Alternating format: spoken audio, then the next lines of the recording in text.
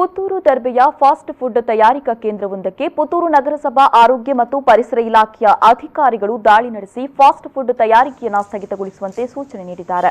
ಪುತ್ತೂರು ನಗರಸಭೆಯ ಪರಿಸರ ಅಭಿಯಂತರ ಗುರುಪ್ರಸಾದ್, ಆರೋಗ್ಯ ಇಲಾಖೆಯ ರಾಮಚಂದ್ರ ಹಾಗೂ ಶ್ವೇತಾ ಕಿರಣ್ ರವರು ದರ್ಬೆಯ ಶವರ್ಮಾ ಕಾರ್ನರ್ ಫಾಸ್ಟ್ ಫುಡ್ ತಯಾರಿಕಾ ಕೇಂದ್ರಕ್ಕೆ ದಾಳಿಯನ್ನು ನಡೆಸಿದ್ದಾರೆ. ಈ ಸಂದರ್ಭದಲ್ಲಿ ಫಾಸ್ಟ್ ಫುಡ್ ಘಟಕದ ಒಳಗಡೆ ಅತ್ಯಂತ ಗಲೀಜು ವ್ಯವಸ್ಥೆ ಕಂಡುಬಂದಿದ್ದು, ಸ್ವಚ್ಛತೆಯ ಬಗ್ಗೆ ನಿಗಾ ವಹಿಸಿಲ್ಲ.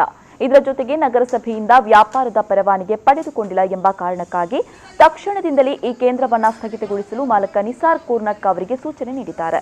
ಕೊರೋನಾ ಮತ್ತು ಸಾಂಕ್ರಾಮಿಕ ರೋಗಗಳ ಬಗ್ಗೆ ಎಚ್ಚರ ವಹಿಸಬೇಕಾದ ಈ ಸಂದರ್ಭದಲ್ಲಿ ಸಾಂಕ್ರಾಮಿಕ ರೋಗ ಹರಡುವ ರೀತಿಯ ವ್ಯವಸ್ಥೆಯಲ್ಲಿ ಫಾಸ್ಟ್ ಫುಡ್ ತಯಾರಿಸಿ ಈ ಘಟಕದಲ್ಲಿ ಮಾರಾಟ ಮಾಡಲಾಗ್ತಾ ಇತ್ತು. ಈ ಬಗ್ಗೆ ಮಾಹಿತಿ ಪಡೆದುಕೊಂಡು ದಾಳಿ ನಡೆಸಲಾಗಿದೆ. ಈ ಸಂದರ್ಭದಲ್ಲಿಯೂ ಕೊಳೆತ ತರಕಾರಿಗಳು, ಗಲೀಜು ಎಣ್ಣೆ, ತೊಳೆಯದ ಪಾತ್ರೆಗಳು ಹಾಗೂ ಘಟಕದ ಒಳಗಡೆ ಕೊಳಚೆ ವ್ಯವಸ್ಥೆ ಕಂಡು ಬಂದಿದೆ. ಈ ಹಿನ್ನೆಲೆಯಲ್ಲಿ ಈ ಫಾಸ್ಟ್ ಫುಡ್ ತಯಾರಿಕೆಯನ್ನು ನಿಲ್ಲಿಸಲು ಸೂಚನೆ ನೀಡಲಾಗಿದೆ.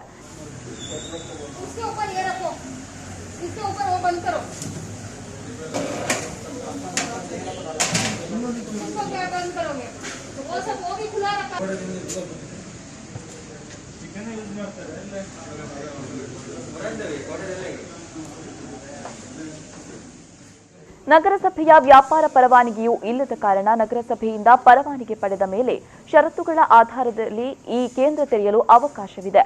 ಅಲ್ಲಿಯ ತನಕ ವ್ಯಾಪಾರ ಮಾಡದಂತೆ ಸೂಚಿಸಲಾಗಿದೆ ಅಂತ ನಗರಸಭಾ ಪರಿಸರ ಅಭಿಯಂತರ ಗುರುಪ್ರಸಾದ್ ತಿಳಿಸಿದ್ದಾರೆ. ಇವತ್ತು ಬೆಳಿಗ್ಗೆ ಕಸ ಸಂಗ್ರಹಣೆ ಟೈಮಲ್ಲಿ ನಮ್ಮ ಮೇಲ್ವಿಚಾರಕರು ಬಂದು ನೋಡುವಾಗ ಇಲ್ಲಿ ಸ್ವಲ್ಪ ತುಂಬ ಗಲೀಜಾಗಿರೋದು ಕಂಡು ಬಂದಿತ್ತು. ಅವರು ಹಾಗೆ ನಮ್ಮ ಗಮನಕ್ಕೆ ತಂದಿದ್ದು. ಹಾಗಾಗಿ ಅವರು ಬೆಳಿಗ್ಗೆ ಓಪನ್ ಇರಲಿಲ್ಲ. ಈವ್ನಿಂಗ್ ಟೈಮಲ್ಲಿ ನಾವು ಓಪನ್ ಆಗುತ್ತೆ ಅನ್ನೋ ಒಂದು ಉದ್ದೇಶಕ್ಕೆ ಬಂದಿದ್ದು. ಇಲ್ಲಿ ನೋಡಿದವಾಗ ಬಟ್ ಒಳಗಡೆ ಪಾರ್ಕಿಂಗ್ ಏರಿಯಾ ಆಗಿತ್ತು, ತುಂಬ ಗಲೀಜಾಗಿತ್ತು. ಮತ್ತು ಕೊರೋನಾ ಟೈಮು ಅವರು ಅಟ್ಲೀಸ್ಟ್ ಒಂದು ಸ್ವಲ್ಪ ಅಡಿಷ್ನಲ್ ಆಗಿ ಅವರು ಕ್ಲೀನ್ನೆಸ್ ಬಗ್ಗೆ ಗಮನ ಹರಿಸಬೇಕಾಗಿತ್ತು.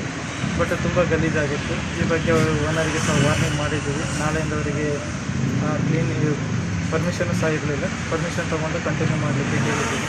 ಹಾಗೆ ಇದೇ ರೀತಿ ಎಲ್ಲ ಹೋಟೆಲ್ ಮಾಲೀಕರು ಸಹ ಸ್ವಚ್ಛತೆ ಬಗ್ಗೆ ಹೆಚ್ಚಿನ ಗಮನ ಹರಿಸಬೇಕಾಗಿ ಕೇಳ್ಕೊಳ್ತಾ ಇದ್ದೀವಿ.